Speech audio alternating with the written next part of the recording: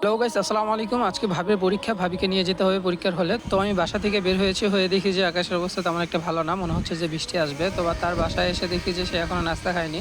Instant পরোটা ছিল ফ্রিজে, 2টা পরোটা ভেজে দিলাম। আর এই পরোটাগুলো থাকলে খুব ভালো হয়, কারণ যে কোনো সময় 2 মিনিটেই ভেজে নেওয়া যায়। তো ভাবি পরোটাগুলো মধু দিয়ে খেয়ে নিচ্ছে, আর খেয়ে আমরা বের হয়ে যাব, কারণ 2টা থেকে পরীক্ষা, অলরেডি 12:30 বাজে।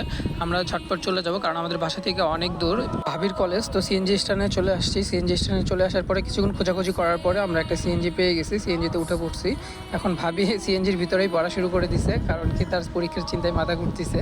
এইখানে একটা দেখলাম পরীক্ষার সেন্টার, এইখানেও অনেক ভিড় ছিল, অনেক মানুষ। তো আমরা সরাসরি চলে গেলাম। সিএনজির ভিতরে অনেকক্ষণ বসে থাকতে থাকতে আমার ঘুম ধরে গেছে, একদম চোখগুলো একদম ঘুমে লাল হয়ে গেছে। শহরের ভিতর অনেক জাম ছিল, তো আমরা ভাড়া দিয়ে সিএনজি থেকে নেমে পড়েছি। এখন রিক্সা খুঁজতে হবে। তো রিক্সা অনেকক্ষণ খোঁজাখুঁজি করার পর রিক্সা খুঁজে পাচ্ছি না। তো একদম সাতমাথার মোড়ে এসে একটা রিক্সা পেয়েছি, কারণ আজকে অনেক ছাত্রছাত্রী পরীক্ষা দিতে আসতেছে, তো রিক্সার জোর সংকট।